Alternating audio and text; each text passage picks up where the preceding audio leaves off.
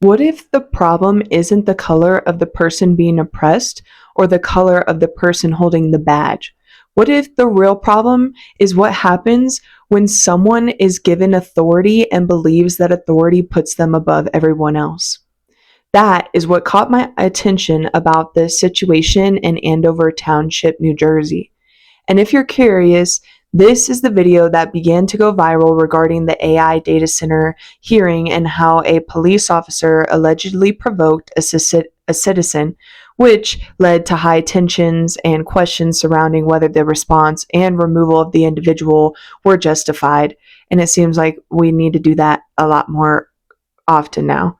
Before I give my opinion on what happened, I want you to watch this moment from multiple angles and decide for yourself what you see.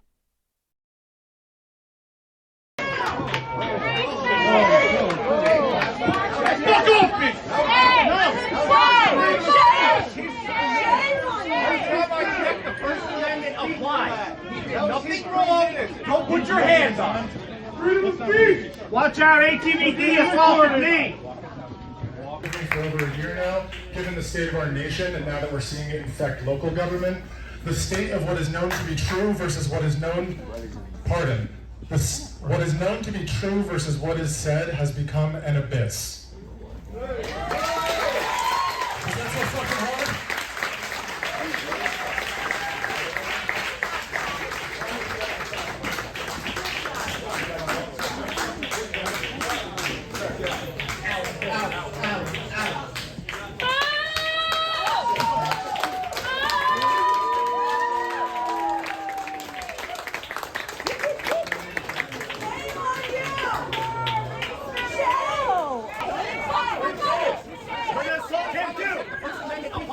Nothing wrong. Don't put your hands on it.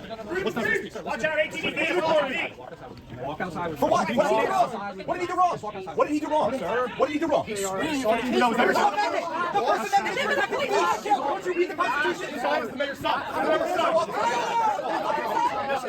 Hey, he pushed me around once over I'm not doing anything wrong. I'm not doing anything wrong. He pushed me around once. You too. I'm not doing. You're not doing your job. Shame on you guys. Fuck you, Mayor Tom.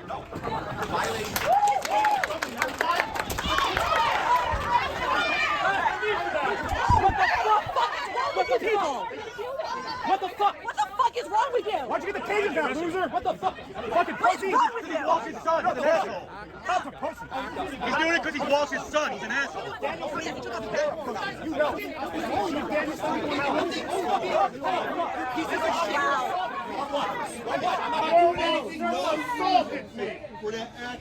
Whoa, is he under arrest? I don't have to relax. Is he under Isn't it conflict of interest that the mayor's son is doing this? Isn't that a conflict? How is it not? You slammed his face into the ground. What the fuck is your problem? You guys are Get away, dude. He has a Am I gonna get slammed to the ground too? No, sir.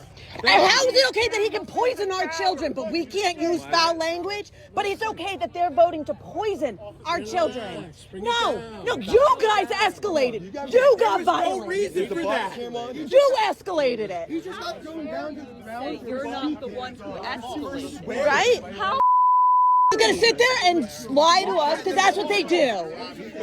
What was it for? What was it for? I don't know why the mayor's kid is involved in this. You're not the officer that assaulted me on November 4th, 2024. What was the name of the officer that assaulted me on November 4th, 2024? You're right. Nope, you're right. You're obstructing me from learning the name of an officer that assaulted me. You guys are thrown to the ground. From the different angles available, it appears that Shane Connolly walks away from the microphone area, and then the interaction between him and the officers escalate. Now, after watching that, the question becomes, was this a lawful removal of a public meeting, or did the response go beyond what was reasonable under the circumstances? Now, before we get deeper into this story, I want to make something clear. I am not talking about this simply to cover another news story. I believe there are several larger issues connected to this situation that deserve attention. But the primary issue is not the race of the individuals involved.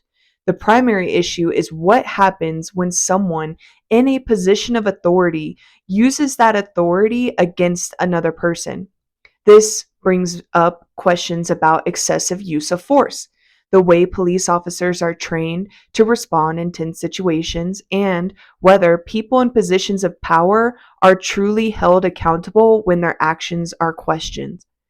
It also raises questions about transparency and potential conflicts of interest when government officials and law enforcement officers involved in an incident have personal connections, and this story did. And just so you know, the police officer was the son of the mayor. His name was Thomas Walsh Jr. The mayor, who's the father, was Thomas Walsh. Now, as you can see here, this appears to be a situation involving alleged wrongdoing between two individuals who appear to be the same race. And I say that because there are so many people who want to focus only on race in every other scenario. And just for example, I'm specifically talking about there was a video I seen of a pastor correcting the current administration, and the most liked comment was a man who said, when white people start holding other white people accountable, that is when the country will change. And mind you, it was a black guy who said it, and that is what his profile picture was anyway. And it just bothers me because it is not white people need to hold white people accountable. It is all people need to hold all people accountable. No ifs, ands, or buts. It's as simple as like, you should hold your children accountable. Anyway, people who think that oppression only happens to certain groups of people when it can and does happen to many individuals all the time. But that is not the important part of this story. What is important is that we recognize abuse of power when it happens and stop allowing it to happen. We cannot allow police officers, or anyone for that matter, to continue to abuse their position of authority simply because they have a badge, a title, or a position of power. Now, side note here, with that said, I do not believe that all police officers are bad. This is an instance where one officer's actions are being questioned, but that does not mean every police officer is the same. However, there has been a rise in what seems to be a tyrannical movement of police officers trying to oppress the citizens or their rights in not only America, but other countries as well. But this isn't something new, and it has been going on for years. I just think now more people in America are waking up to it because it is now affecting our lives. And because we're just a country of narcissists, it seems like, well, yeah, well, it only matters if it affects me. Yeah, we're just selfish. So as I noted, not every police officer is the same, as I believe we should be judging each other by our character and actions over the color of one's skin. And that's in any and every instance. Having a badge does not mean that you have the right to body slam people, which you saw in the video. And it does not mean that you have the right to intentionally invoke or intensify an already tense situation just because you're a police officer. The tensions were already high, but watching this video, it does appear that the police officer, the son, Thomas Walsh Jr. himself, may have contributed to escalating the situation. And there does seem to be this trait that some people in positions of authority develop where they think their position gives them power over others. But we are supposed to serve God, not the government, not anyone, and not have any other gods before us. And when we idolize people or their position of power, they are being oppressive. And I will state more on this later. And I do believe this raises serious questions about whether this was an instance of police abuse of power. However, I want to acknowledge something important. The city council does have the ability to establish rules for public meetings. A public meeting cannot continue if someone is intentionally preventing it from happening. And I say this because according to New Jersey law, the law that is NJSA 2C33-8 addresses disrupting meetings and processions. There are circumstances where a person can commit a disorderly persons offense if they intentionally prevent or disrupt a lawful meeting. However, I'm not sure this was the case with Shane O'Connolly. Or sorry, I keep saying his name wrong. Shane Connolly. So the question is not whether a city council has the authority to maintain order. The question is whether the response was reasonable based on what actually happened. From the video, it does not appear to me that Shane Connolly was acting violently, or even disruptive for that matter. It appears that after speaking at that microphone, he walked away from that area.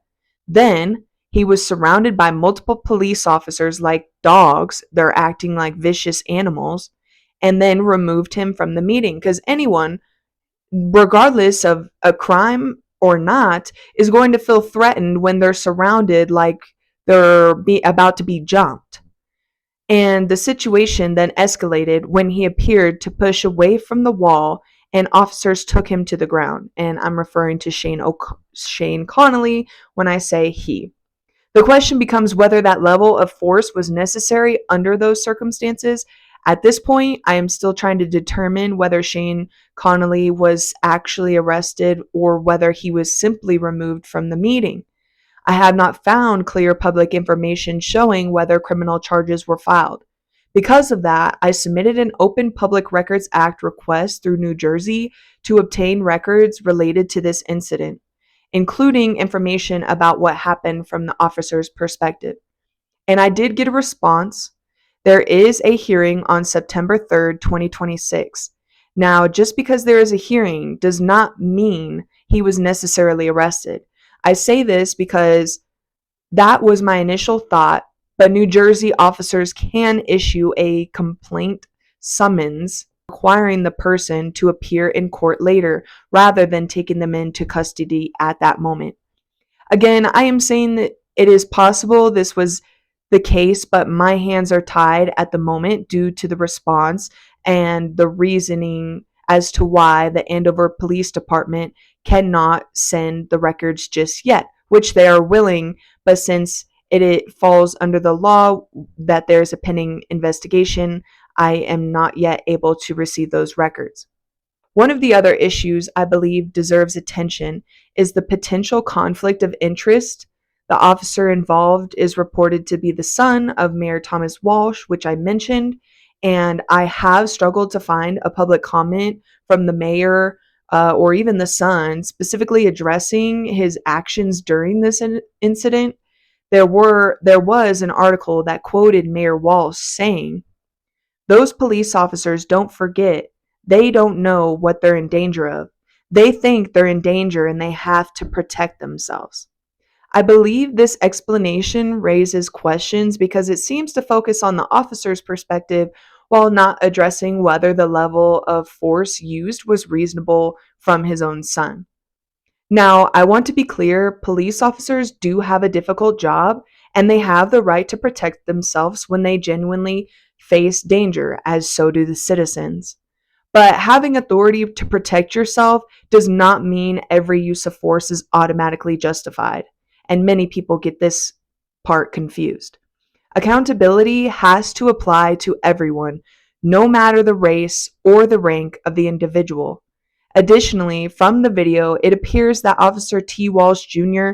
interacted with Shane Connolly after he had already left the microphone area. Again, it seemed as though Shane Connolly was going to walk away peacefully and it could have ended the squabble there. But that was not what happened, as you saw in the beginning of this episode. The exact words cannot be confirmed from the footage I have seen, but it raises questions about whether personal feelings influence this interaction.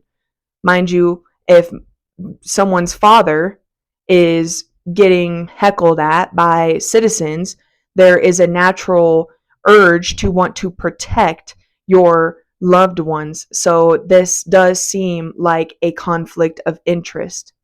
Another element of this story I find interesting is how little attention this story has received compared to other situations involving alleged police misconduct. If this situation involved different races, I believe, and history has shown, that many people would immediately frame the conversation around race.